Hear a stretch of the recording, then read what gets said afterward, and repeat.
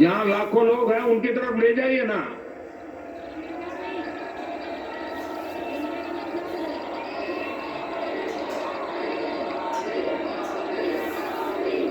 साथियों, भाजपा सरकार का निरंतर प्रयास है कि गांव की आर्थिक स्थिति बेहतर हो। ये विकसित भारत बनाने के लिए बहुत जरूरी है। इसलिए गांव में कमाई के, रोजगार के हर साधन पर हम बल दे रहे हैं। राजस्थान में बिजली के क्षेत्र में अनेक समझौते यहां भाजपा सरकार ने किए।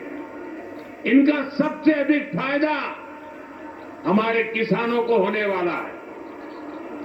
राजस्थान सरकार की योजना है कि यहां के किसानों को दिन में भी बिजली उपलब्ध हो सके, किसान को रात में सिंचाई की मजबूरी से मुक्ति मिले। ये इस दिशा में बहुत बड़ा कदम है। साथियों, राजस्थान में सौर ऊर्जा की पर्याप्त संभावना है। राजस्थान इस मामले में देश का सबसे आगे रहने वाला राज्य बन सकता है। हमारी सरकार ने सौर ऊर्जा को आपका बिजली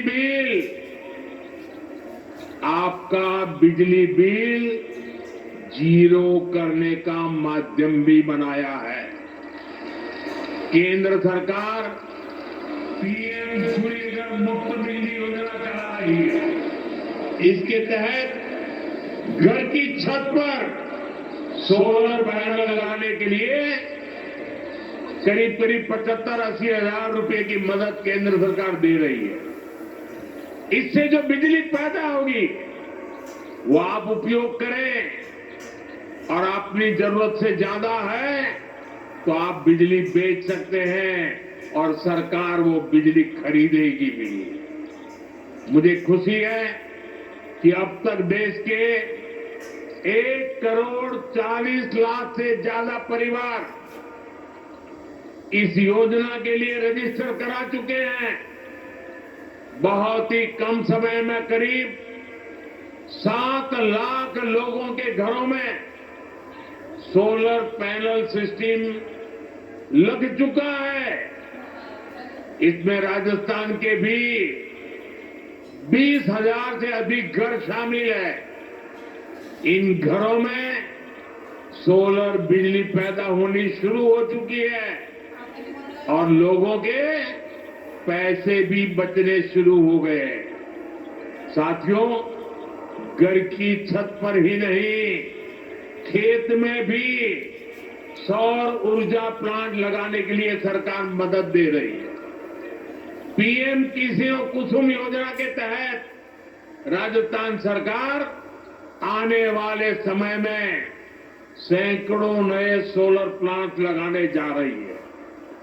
जब हर परिवार ऊर्जा दाता होगा, हर किसान ऊर्जा दाता होगा, तो बिजली से कमाई भी होगी, हर परिवार की आय भी बढ़ेगी। साथियों, राजस्थान को रोड, रेल और हवाई यात्रा में सबसे कनेक्टेड राज्य बनाना, ये हमारा संकल्प है। हमारा राजस्थान दिल्ली, बड़ौदा और मुंबई जैसे बड़े औद्योगिक केंद्रों के बीच में स्थित है। ये राजस्थान के लोगों के लिए, यहां के लिए नौजवानों के लिए बहुत बड़ा अवसर है। इन 3 शहरों को राजस्थान से जोड़ने वाला जो नया एक्सप्रेसवे बन रहा है, ये देश के सर्वश्रेष्ठ एक्सप्रेसवे में से एक है। मेज नदी पर बड़ा पुल बनने से सवाई माधोपुर, बूंदी, टोंक और कोटा जिलों को लाभ होगा। इन जिलों के किसानों के लिए दिल्ली, मुंबई और वडोदरा की बड़ी मंडियां, बड़े बाजारों तक पहुंचना आसान हो जाएगा। इससे जयपुर और रणथंभौर टाइगर रिजर्व तक पर्यटकों के लिए पहुंचना भी आसान हो जाएगा। हम सभी जानते हैं कि आज के समय में समय की बहुत कीमत है। लोगों का समय बचे, उनकी सहूलियत बढ़े, यही हम सभी का प्रयास है। साथियों, जामनगर अमृतसर इकोनॉमिक कॉरिडोर जब दिल्ली अमृतसर कटरा एक्सप्रेसवे से जोड़ेगा तो राजस्थान को मां वैष्णो देवी धाम से कनेक्ट करेगा। इससे उत्तरी भारत के उद्योगों को कंडला और मुद्रा बंदरगाहों से सीधा संपर्क बनेगा। इसका फायदा राजस्थान में ट्रांसपोर्ट से जुड़े सेक्टर को होगा। यहां बड़े बड़े वेयर हाउस बनेंगे, इनमें ज्यादा काम राजस्थान के नौजवानों को मिलेगा। साथियों, जयपुर रिंग रोड, यहां से जोधपुर रिंग रोड से जयपुर, पाली, बाड़मेर, जैसलमेर, नागौर और अंतर्राष्ट्रीय सीमा से कनेक्टिविटी बेहतर होने वाली है। इससे शहर को अनावश्यक जाम से मुक्ति मिलेगी। जोधपुर आने वाले पर्यटकों, व्यापारियों, कारोबारियों को इससे बहुत सुविधा होगी। साथियों, आज यहां इस कार्यक्रम में हजारों भाजपा कार्यकर्ता भी मेरे सामने मौजूद है। उनके परिश्रम से ही हम आज का ये दिन देख रहे हैं। मैं भाजपा कार्यकर्ताओं से कुछ आग्रह भी करना चाहता हूं। भाजपा दुनिया का सबसे बड़ा राजनीतिक दल तो है ही। भाजपा एक विराट सामाजिक आंदोलन भी है। भाजपा के लिए दल से बड़ा देश है और भाजपा कार्यकर्ता देश के लिए जागरूक और समर्पित भाव से काम कर रहा है। भाजपा कार्यकर्ता सिर्फ राजनीति से नहीं जुड़ता, वो सामाजिक समस्याओं के समाधान से भी जुड़ता है। आज हम ऐसे कार्यक्रम में आए हैं जो जल संरक्षण से बहुत गहराई से जुड़ा है।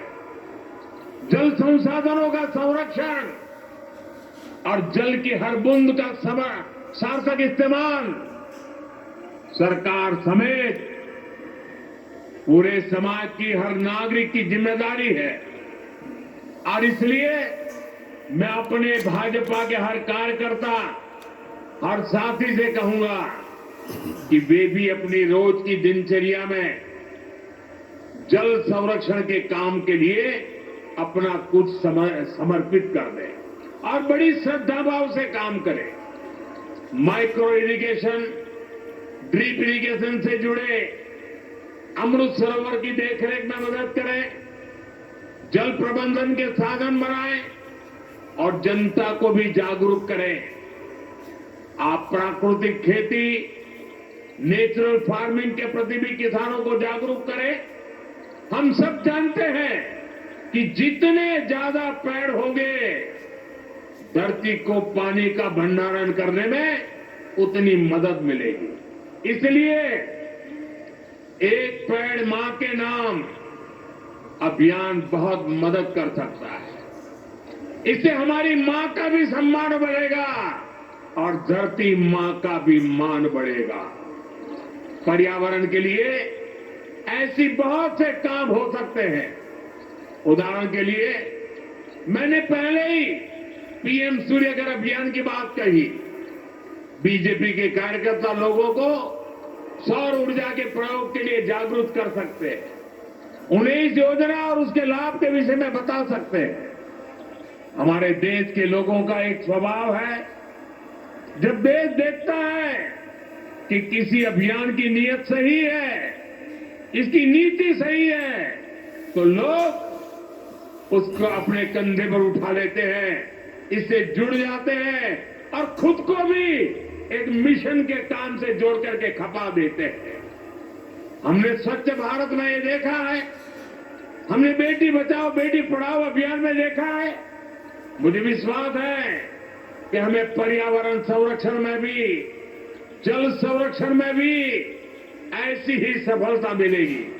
साथियों, आज राजस्थान में विकास के जो आधुनिक काम हो रहे हैं, जो इंफ्रास्ट्रक्चर बन रहा है, ये वर्तमान और भावी पीढ़ी सबके काम आएगा।